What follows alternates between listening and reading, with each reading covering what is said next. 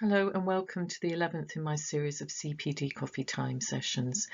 Today the focus is going to be on understanding trauma, its impact and how we can best respond in the COVID-19 pandemic. So hopefully very pertinent to everyone who is listening to this. So as many of you will know, I was currently a teacher. I'm currently working as a consultant psychologist for Compass Fostering. I also write extensively and also support therapeutic practitioners in their work with foster carers and looked after children, so I supervise them.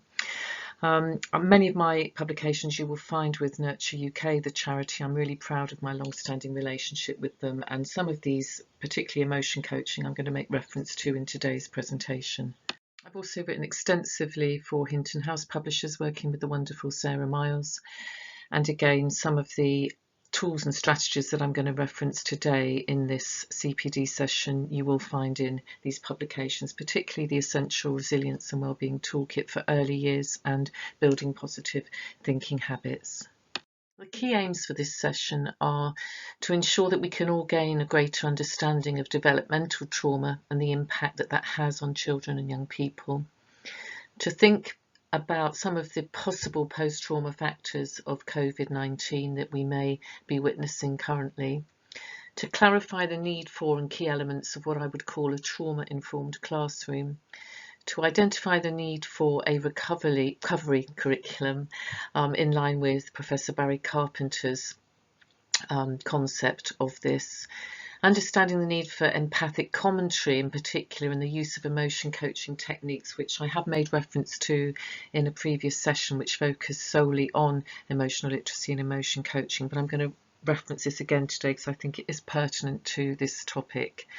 Also understanding the importance of working through our own past traumas and developing the capacity to self-soothe and manage any flashbacks, particularly if we are going to be supporting children and young people who have experienced higher levels of anxiety and trauma at this time.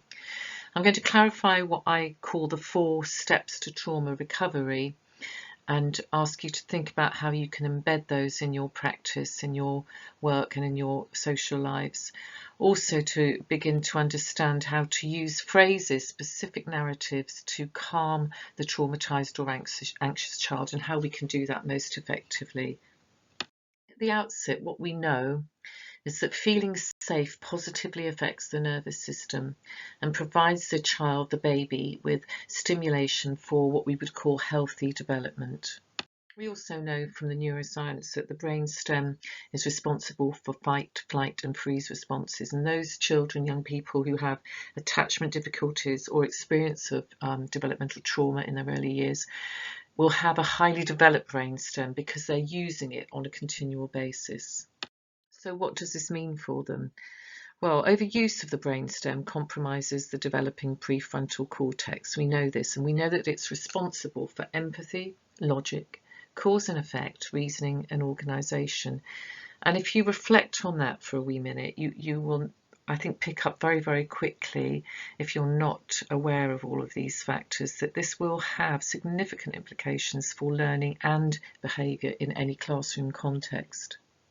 We know from the research and psychoanalytic theory that there is a clear connection between physical, emotional, sexual abuse, neglect, multiple losses and other traumatic events during childhood and negative changes in a child's neurological, biological and emotional development, and on their ability to form what we would call healthy attachments.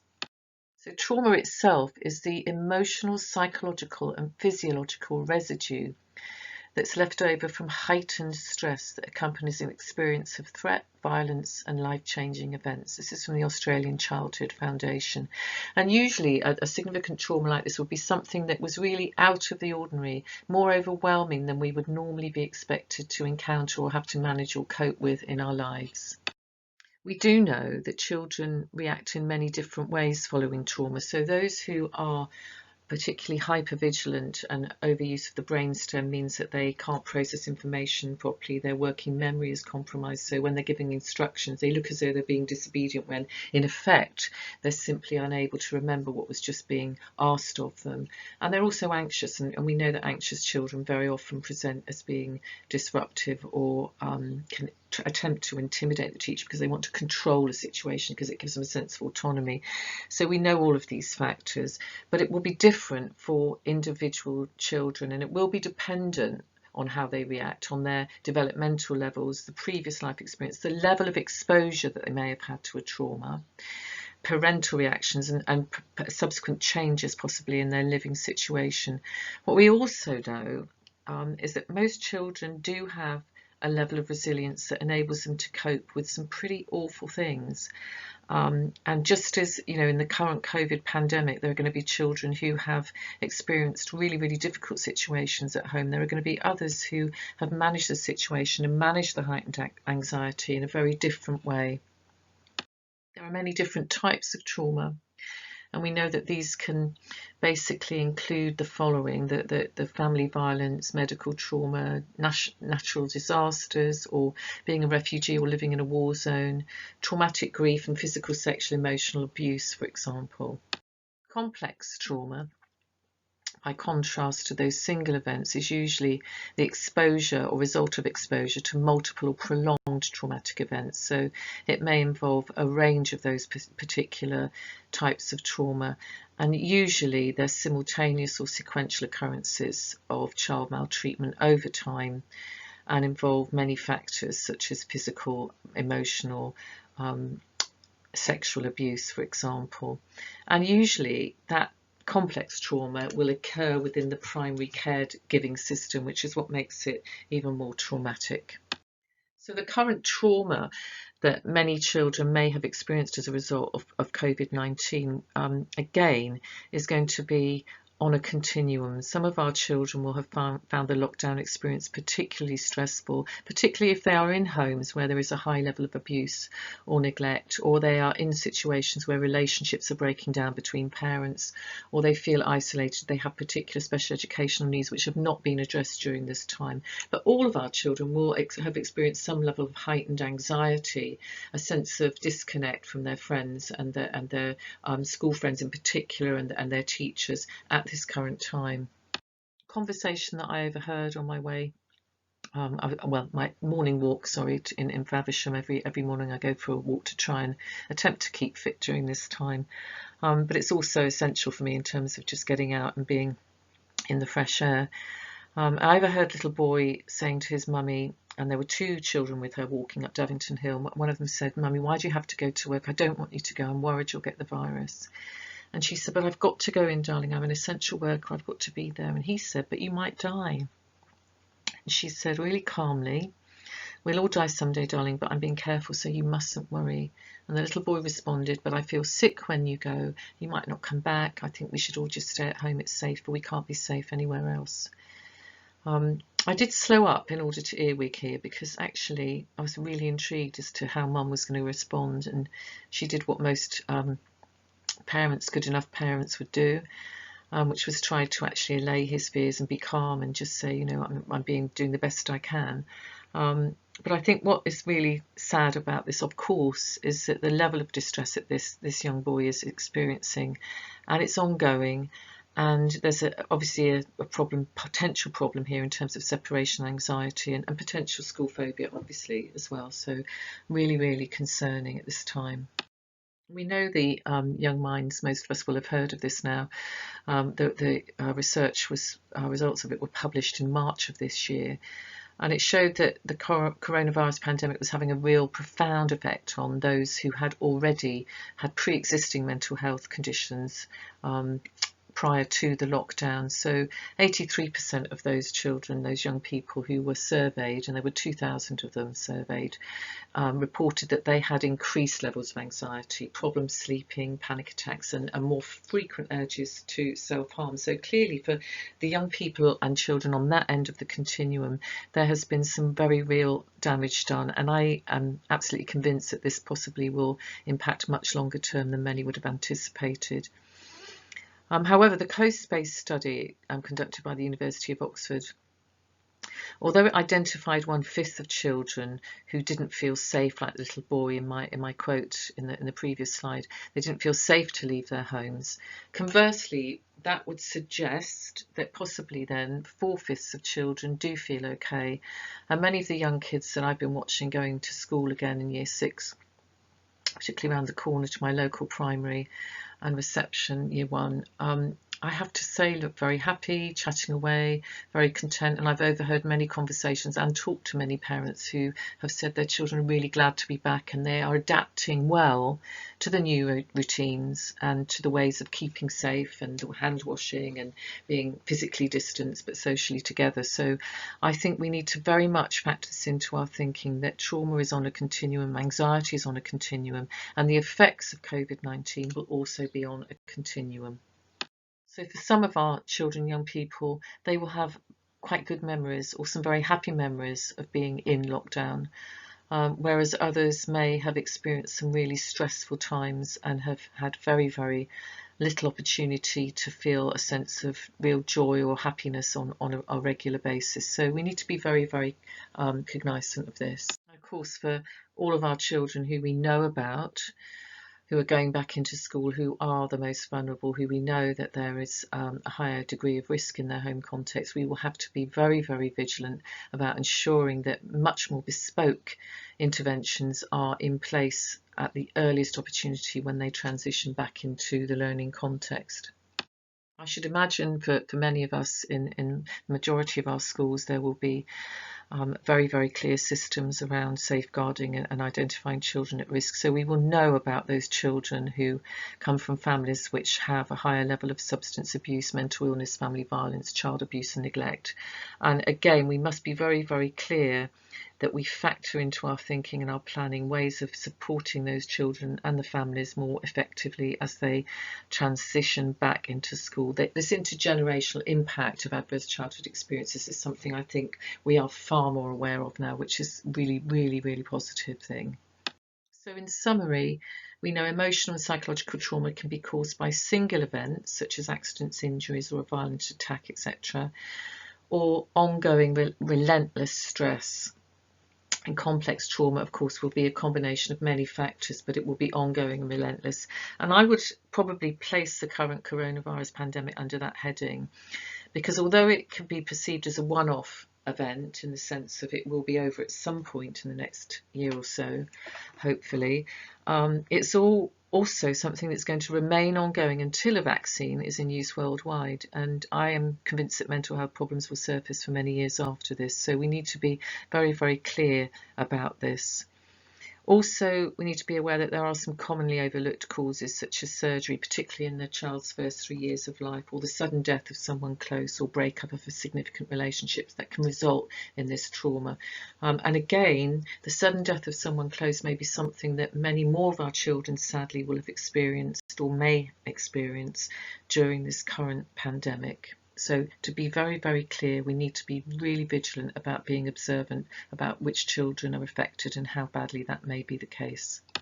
What we would normally do as adults or carers is to try and make sure that the abuse or other trauma had stopped. That would be part of our key role. Well, clearly in this current pandemic, for many of our children, the anxiety levels will be ongoing. So what we have to do is make sure that we can support that effectively and put the right interventions in place.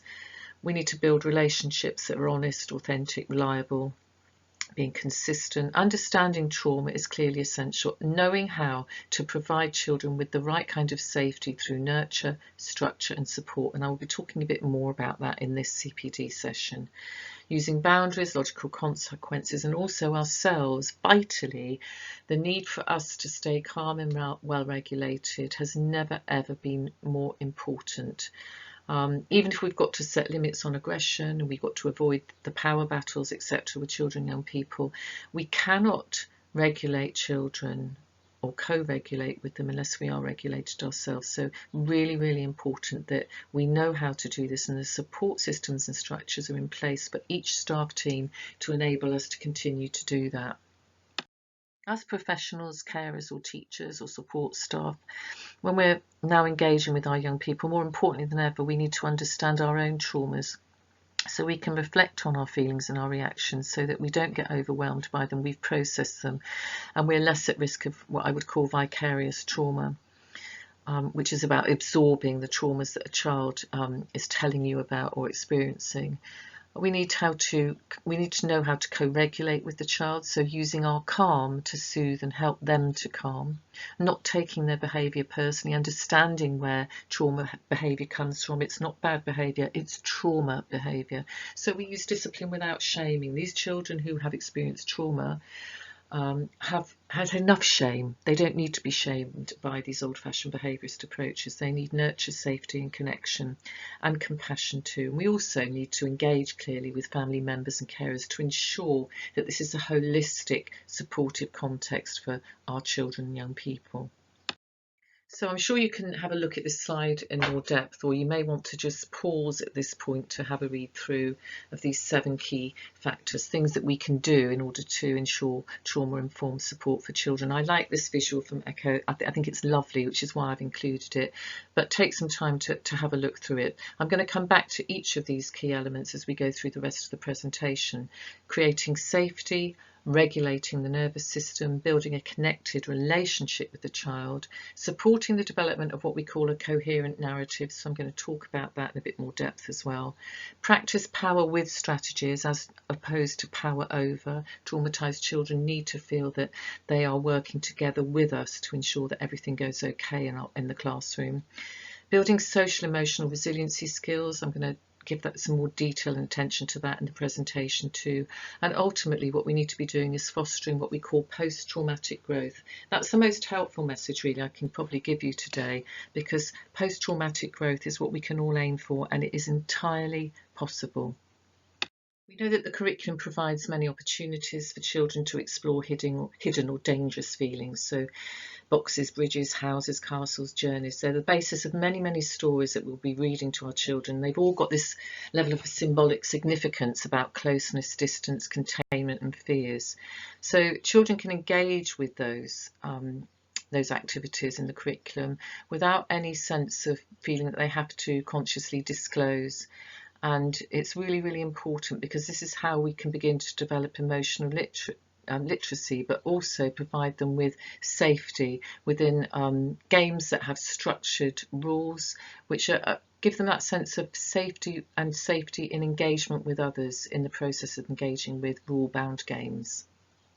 And of course, all the planning, which is absolutely essential around beginnings, separations and endings. For children with attachment difficulties and experience of trauma, this is absolutely essential. So we'll be thinking about transitions into school at the end of the day, at the start of the day, after break times, and plannings and warnings of any changes. And this is going to be more important than ever at this current time, in terms of actually ensuring that we're responding really, really quickly if a child is absent or begins to not want to come to school, so that we're keeping them held in mind. And that's really, really important, having transitional objects, sending the notes home, the telephone calls. It's more work, of course it's more work, but we need to actually ensure that the absence doesn't increase if children do feel anxious. What we can also do in the first instance is practice rules which focus on keeping people and things safe. This is good for all of us, as adults and children alike. And that's important. So social distancing is framed as do's rather than don'ts. And that positive feedback continually to develop and reinforce more positive responses. And very often, if we're worried about a particular child or young person, take the time to have that quick reflective network meeting, problem solving together, so that we don't respond in a reactive way. We respond in a measured way when things seem to be just escalating a wee bit. And not forgetting, very, very important, this notion of calm boxes, calm kits, self-soothing kits for children and young people. Remembering that concrete, mechanical, rhythmic activities which engage left brain function can be used to soothe highly charged states. So things like counting, colouring, sorting, building structures, sequencing, copying, and think, mindful colouring books here, but having that little pack of resources, my own little plastic wallet full of the things that actually help me to self-soothe. I think that all of our children, regardless of level of trauma or anxiety levels during this current pandemic, are going to need access to this kind of self-soothe toolkit. And also don't forget, rhythmical physical exercise also has a regulating influence on brain rhythms. So very important, brain gym, cross stitch at the start of the day. Metaphors related to symbolic containment of buildings, houses, boats, bridges. I mentioned this earlier in terms of the curriculum and stories. So making use of the curriculum in that way without reference to self, and very often just to flag up. Sometimes we can actually be using puppets again to ensure the safety. So I'm not talking about me, but I'm exploring myself through the puppet, which is much safer.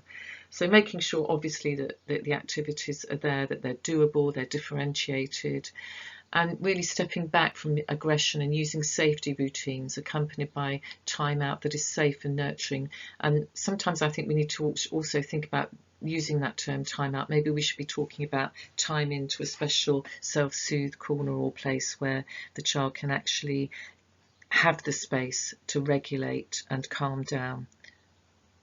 So to summarise this part of the session, children with developmental trauma will typically develop a range of unhealthy strategies because they think these strategies will keep them safe, and they're functioning from that primitive part of the brain for much of the time, and they're really stuck there. They can't turn it off, this hypervigilance. And so it's very, very important that as carers, teachers, we need to start at the bottom and develop safety first. Now, for some children, this can take a long time. It can take years, but for many of our children, the impact can be relatively quick, swift, if they have had less exposure to the trauma or a more nurtured approach at home during this current pandemic and lockdown period. So I think at this current time, I'm recording this in June of 2020, I think that we need to really focus on this recovery curriculum, which is trauma informed, it's nurturing, and it puts the well-being of children and young people and staff, notice I'm saying all of them, at the heart of everything that we do. Not academic catch-up, but nurture catch-up, well-being catch-up. I know that this is not always easy in the context of a busy school, and particularly now when everything is having to be so planned, so pristine, so cleaned up all the time. The routines are totally different. The hand washing takes such a long time, particularly with the little ones, etc. So there may be the need for more training. And we will need to be very, very clear that for some of our children, they will have countless questions and concerns and fears about the whole process. And if we don't address these in the right way, there is the problem, the potential for some of our children to begin to exhibit school phobia or emotionally based school refusal. So key to any approach when we're working with children and young people who are heightened in terms of anxiety or trauma levels or experience of trauma, we need to listen to them first. We must never dismiss them, what they're saying, thinking, feeling. We need to know about it, and we mustn't ask why. Very, very important, because that's another way of dismissing them, because in essence, very often they can't tell us why they've actually been emotionally hijacked. It's impossible to access that part of the brain. So at this point in the presentation, you might want to stop and think, and you may have done this in the emotional literacy and emotion coaching session, but it might be useful just to think about this again.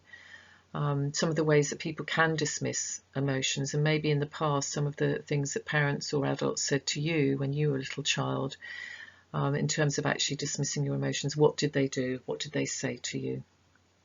There are many ways that we all do it as adults, and sometimes it's because we're under pressure, we're stressed ourselves, we don't think that we've got time to actually support the child, to emotion coach them or process their feelings or experiences at that point in time. Very often people will talk about themselves, they'll tell the child not to worry, they'll offer distractions, and sometimes distractions are useful if you are making sure, if you're very, very busy, but you're making sure that that child knows that distraction is there. And you're asking them to do this because you're saying to them, in 2 minutes I'm coming back to you and we'll talk it through. But I think that's a difficult one, because very often we do that and the child doesn't feel listened to. They feel as though their emotions have been dismissed. So now more than ever, I think we need to develop this notion of empathic commentary, being able to empathise with the child and recognise very, very clearly what they are thinking and feeling, acknowledging it and not dismissing it, and finding ways of developing our narratives so we can support them as they express their emotions. The rules are relatively simple. We need to make sure in terms of subjectivity, that we mirror the child's emotional state. We do that through body language, the way in which we're responding to them physically, eye contact, etc. We remain empathic, we're cautious, we don't just jump in, we don't complicate the narrative at all. We're quite simple and in the use of the words, the language that we use. We don't judge them, we certainly don't ask why. And ultimately we have to find our own style here. And I think this is really, really important. Don't do something that's inauthentic, because the child will feel that. So the basics are naming the feeling and then empathizing.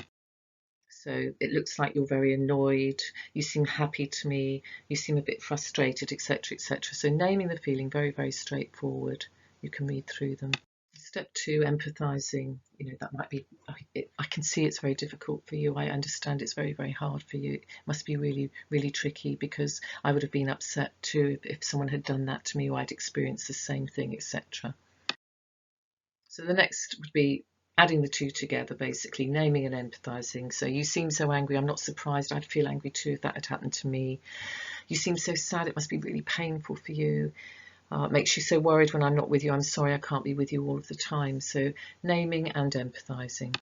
And the emotion coaching, I think I've flagged this up before, and it is an absolute essential now, I think, in my view, when we're talking about supporting traumatized children or those with heightened levels of anxiety. We need to actually make sure that all of us now have some training, basic training in emotion coaching, and are able to make use of this particular process of helping children to understand and manage their feelings, their emotions. So being aware of their emotions, especially noticing the lower intensity ones such as sadness, disappointment, frustration, and viewing them all the time. It's not something good or bad, it's something that may be more helpful to me or whatever, but basically these emotions are an opportunity for intimacy and teaching. We need to communicate our understanding and acceptance of these emotions, even if they're tricky or uncomfortable, and helping them to develop that emotional vocabulary so they can describe how they're feeling rather than hitting out or using physical means to express their feelings. And then helping to set limits and problem solve potentially in many of the situations that they experience. I have simplified this myself from a 5-step approach to a 3-step approach. So using scripts, setting limits if needed, and problem solving with the child. I think this is very simple and straightforward. Again, it's not a therapeutic approach. Any of us can make use of this. So emotion coaching scripts. Again, empathise, validate, label. I can see you're getting angry when that happens. I'd feel angry too if that happened to me. It's normal to feel like that. You're normalising that with the child, helping them to label, and you are empathising. Step 2 is setting limits on behaviour scripts. So we can't behave like that, even though you're feeling annoyed, because it's not safe. I'm actually giving you the reason here. Okay. And then problem solving with them. This is co-problem solving. So it's not saying you must do this. It's saying, you need to sit next to Emma or in front of me. Which do you want to do? Either one of them is going to keep you safe, which is the whole purpose here, and it's going to stop any issues arising. So you have a choice here, but I'm giving you the choice. I'm giving you some level of autonomy. But again, it's problem solving. So we need to be able to recognise our own emotions and limitations again. What is it that might challenge us in terms of being able to empathise and support our children and young people? And it may be that some of us currently are feeling overwhelmed by our own stress levels of anxiety. It may be that some of us have not had the time or the opportunity to work through our past traumas ourselves. It may be that some of us are experiencing some level of PTSD, or we are being re-traumatized by some of the things that the children are telling us. So I think it's really important. Go through this list, think about your own emotions and limitations, and some of the things that may be preventing you from actually engaging in this more therapeutic way with children and young people. Because at this current time, it's more important than ever that we acknowledge these, we work through them, and we begin to develop the skills that we need to help children self-regulate. So in essence, all of us will need to be creating now what I would call the trauma-informed classroom, and I'm going to structure this next part of the presentation around Dr. Chris Moore's identification of the 7 keys to creating a safe base, which basically are, I in essence think, creating a nurture classroom. So belonging, predictability, organisation, regulation, differentiation and relationship. And I'm going to go through each of those 6 keys in turn. So we need to be ensuring that we are authentic, that we create a sense of belonging for our children and young people. We're personalising the greetings when we meet them, when we show them come in. We're glad to have them there. We're happy that they're there. We're showing trust, giving them the jobs, responsibilities, that there is a huge amount of visual stuff around the classroom that actually gives them a sense of safety and reminds them of all the happy times that they had experiences, all the joys that they'd had in the past and could currently have again. So it's kind of remembering and reliving those rather than reliving the things that were really difficult for them. The key here is to ensure that we are authentic.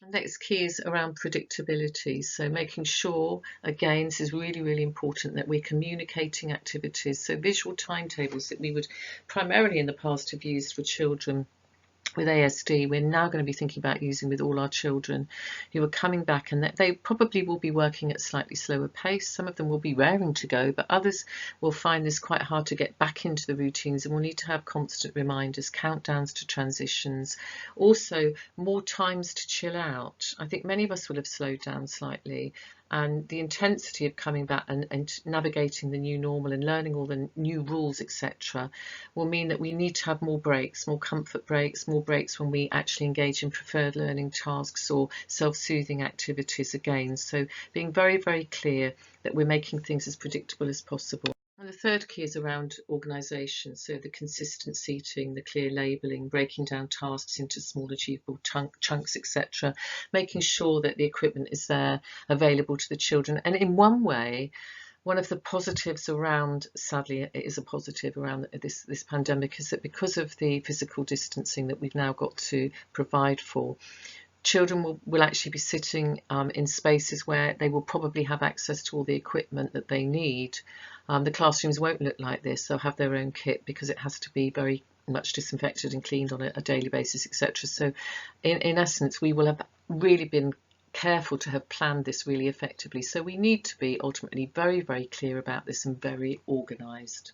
And regulation, children's access to the emotional curriculum, it has never been more important than this is something that they can access on a daily basis, and as much of it as they need. We need to be talking about emotions. We need to be curious, not furious. We need to understand trauma so that we're responding in a way that is empathic, and we're thinking about what is happening and what is underpinning some of the behaviours. So we can use puppets for this. We can ensure that children have sensory diet, so they are engaging in deep breathing activities, accessing music, more physical, messy play, and that they have access to calm corners and boxes as and when they need it.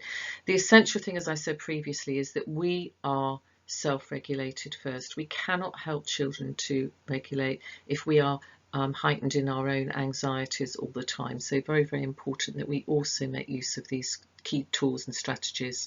Also important to factor in that we don't have to recreate a recovery curriculum. We do not have to suddenly, out of the blue, pull all these things together. There are so many resources out there, and I'm just going to flag up a few of mine. And it's not self-promotion, it's simply because I know they work and I know that they're quality stuff, and that many teachers, TAs, ELSAs have used them in the past. So these are just a few for a range of different age groups, from Anger Alphabet for the early years through to developing emotional literacy with teenagers. Really, really essential key resources that we can put together very, very quickly in order to actually develop the recovery curriculum. And again, calm boxes, little calm pouches around children's necks, etc. Having access to those, making use possibly of the 5 senses. So something in there that smells lovely, like some lavender that calms me down. Something that I can touch, a soft toy, etc. And again, I know that there are issues around keeping things clean now, but there is a potential here to be really creative, which I know most teachers I know are, and develop something that can be used really effectively.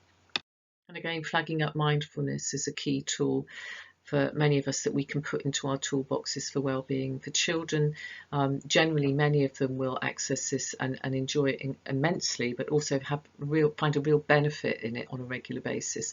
But I'm flagging up this resource because the essential guides are, in essence, they've got everything in there, activities for all age ranges, and it's very, very straightforward, practical and user-friendly. But a key kind of caveat on this is that for some of our children who've experienced higher levels of trauma, or those on the autistic continuum, some of those children find this difficult, particularly in a group. So we don't want to re-traumatise them and give them kind of PTSD experiences. So I think really important that we factor that into our thinking. Also, building resilience and effective thinking, key here. Many of us will have been engaged in a lot more of the kind of negative narratives in our heads, kind of thinking very catastrophically. So making sure that children can understand when and why this happens and how to intercept those negative automatic thoughts and cognitively reframe them is going to be more essential than ever. So these are key publications that I think would help in that process. And for older children, supporting adolescents and teenagers with stress and anxiety, another Hinton publication. And again, these are all really kind of cost-effective resources, which is why I'm presenting them. The Wellbeing Toolkit for Teens from Nurture UK, my favourite charity, is also really comprehensive, and you may wish to have a look at that, so go online to their website. In terms of understanding and preventing self-harm, again, this is going to be something that many more of us will have to think about at this time. The Young Minds survey of the 2,000 young people who had pre-existing conditions did give us the evidence that many of those with those conditions had really felt strongly the need to engage in more self-harming behaviour. So we need to be vigilant about this when they transition back into school post lockdown. This publication for young people is intended to be delivered to the young people, tackling the myths around self-harm, understanding stress and anxiety, and helping them to identify triggers, and also to develop ways in which they can begin to stop that cycle.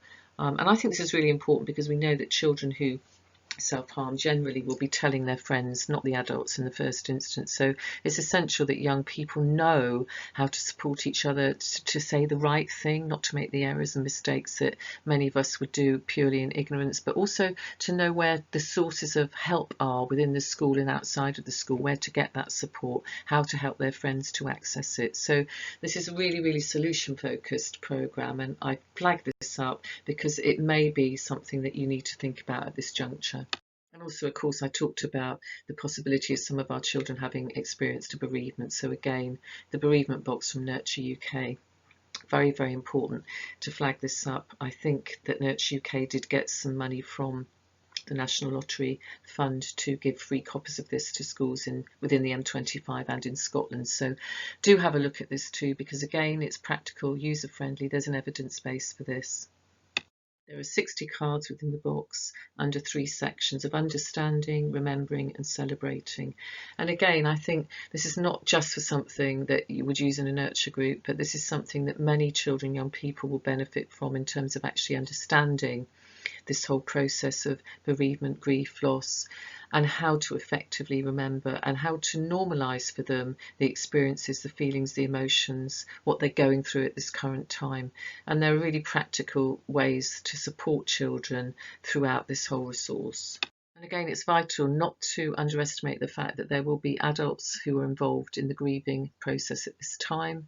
Many of us during lockdown, I personally have experienced 2 bereavements of close family members, and I know that this is something that many staff members will have had to go through. So we need to make sure that there is space and time for people to talk, to think, to engage in appropriate self-care, that the rituals and memorials are agreed and shared and talked about and discussed in the home and in the school context, and that we do actually set up this whole kind, compassionate, empathic context with each other so that people can be given the right kind of support. So essentially, let's be observant, let's engage in the watchful waiting, not just of the children, but of each other too.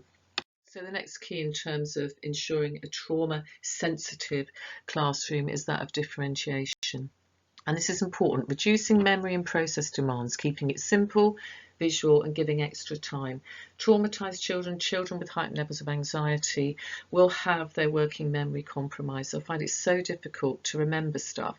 Basically, simple as that. So we need to actually make sure we give them more time. We don't see that as them being naughty or refusing to work. We understand that as a real element of the anxiety, or a manifestation of the anxiety or heightened levels of anxiety that they are experiencing. So giving them a level of choice and autonomy and providing structures and frameworks is really, really essential. Writing tasks which have writing frames, keywords, ABC, etc. Now, we know we can't cuddle children, we can't give them that kind of physical contact, and for many of us that is so difficult. It seems so unnatural. But we can find ways to model the kind of social interactions, the social skills, the visual hugs, the mimings of those, and building their kind of personal strengths and interests and celebrating those, letting them know that we are there for them, that we really enjoy being with them, that we think they're special. Absolutely essential at this time. Ultimately, kindness is what is going to see all of us through this current time, in my view. So for many of our children with special educational needs in particular, we will usually transition from year 6 through to high school have developed pupil passports for them. So actually identifying strengths, interests, but also areas of difficulty, barriers to learning, any kind of access that they might need to special equipment, etc., etc., and strategies that help them basically in the school context. Now, this might be a time, I think, if we're dealing with heightened levels of trauma and anxiety, that we really do factor into our thinking that maybe all of our children need a pupil passport coming back into school, and maybe part of the process is keeping that little journal. Those children come in and they have written down the kind of experience that they found difficult in lockdown, those that they found easier, things they'd like help with now, what they're worried about coming into school, what kind of things teachers and support staff can do to help them. This might be something that I think we could factor in to our planning.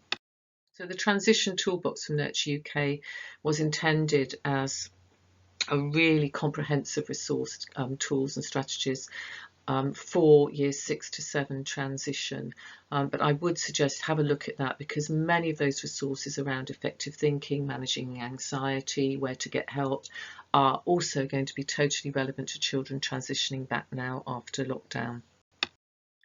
And for all of us, I think there are now 4 key recovery steps from trauma. So trauma recovery, the 4 key steps that we can all engage in terms of actually ensuring post-traumatic growth. So self-regulation skills, getting moving, stress management, and not isolating ourselves. So I'm going to go through each of these.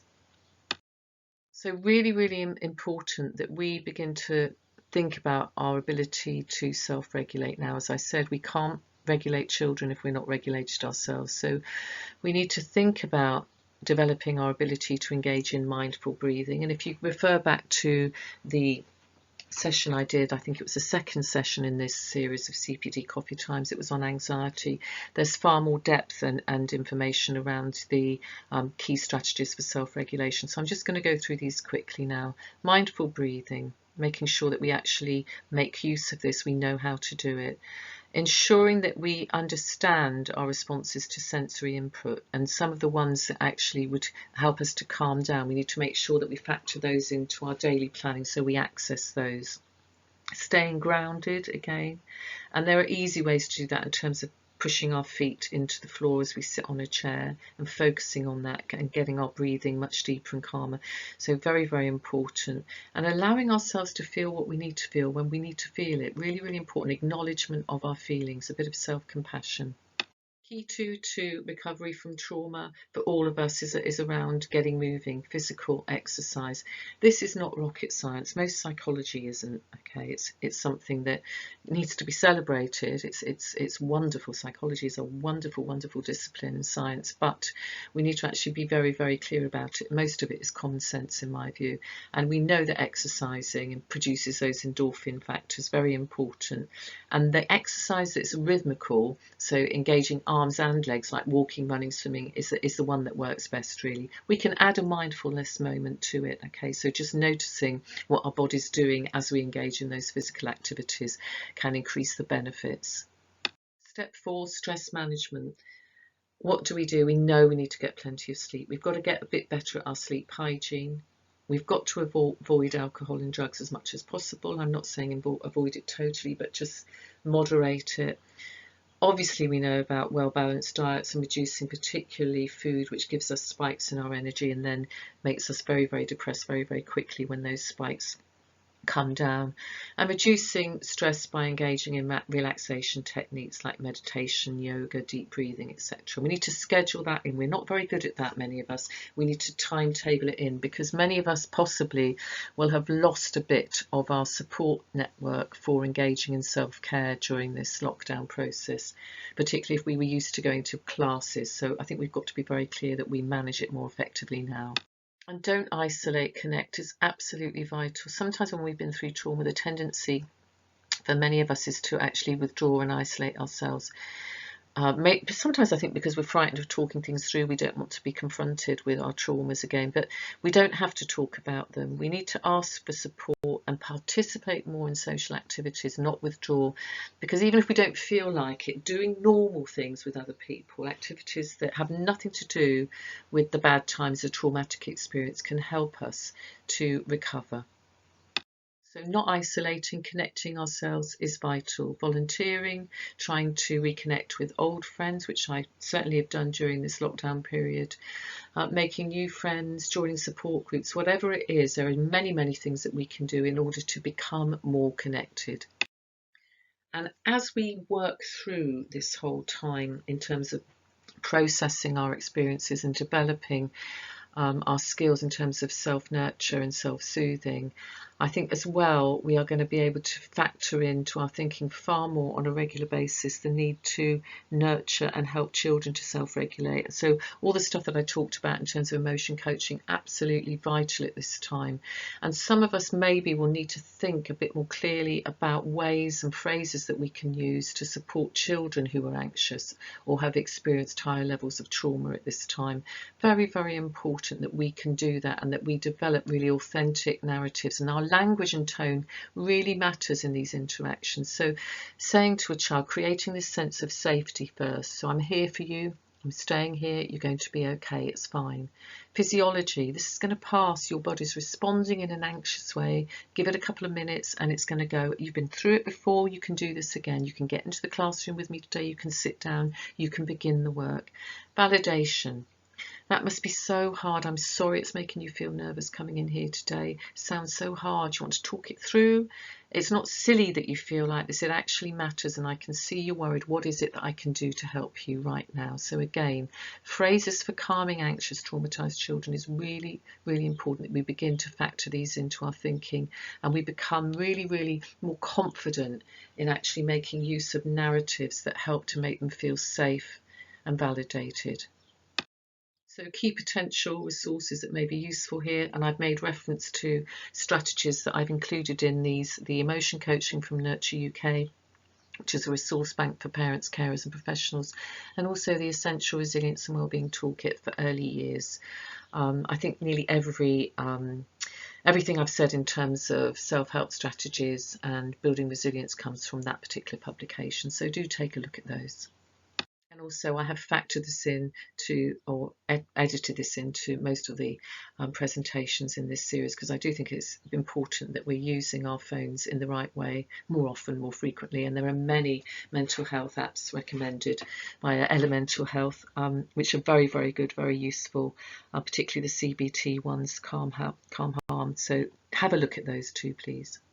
If you're looking for a really comprehensive resource, then make reference to the Wellbeing Toolkit for Mental Health Leads. I flag this up in every presentation.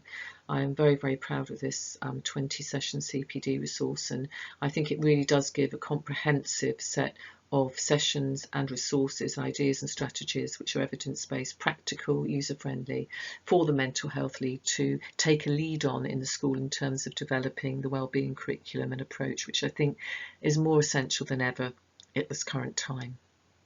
So key takeaway messages from this 11th CPD session.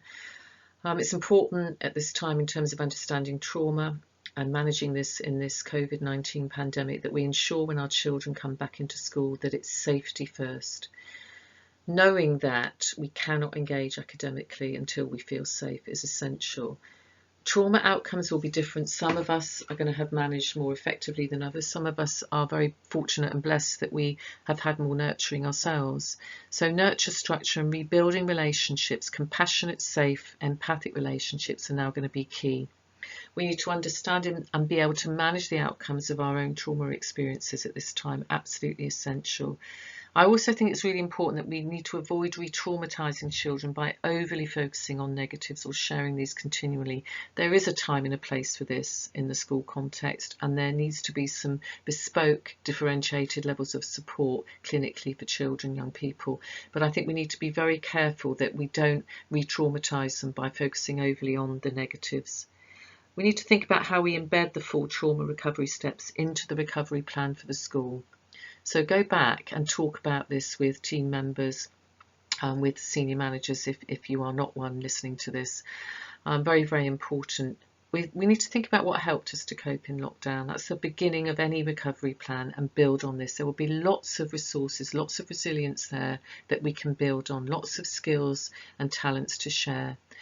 Highlighting the fact that we can be physically distant but still emotionally connected to each other is absolutely essential, as is making sure that the most vulnerable children, those who may have experienced increased levels of trauma during this lockdown time, have the right support at the outset. And ultimately, it's about doing it differently. We know the old behaviourist approaches do not work. We've known this for a long time. The neuroscience has been telling us this for years. So it's really, really important that now we need to finally stamp those approaches out. They have not been effective, and they're certainly not going to be effective now where we're dealing with such heightened levels of anxiety. We need to replace them totally by the trauma-sensitive classrooms and practice that I've outlined today in this session. So thanks again for listening, and I hope that you'll join me in the 12th CPD Coffee Time session, which will follow in a couple of weeks.